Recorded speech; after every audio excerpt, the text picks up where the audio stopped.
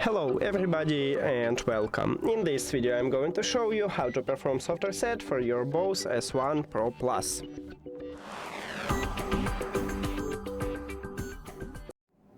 To perform a soft reset, firstly make sure that your speaker is turned on, and then at the back side we have a power button. You need to press one time on it to turn off your speaker, and then it will disconnect from your phone. So then we have the information also at the device list that it's disconnected, and then you just press again at the power button to turn on your speaker and it will reconnect to your phone. And now we should see that we have connection right here,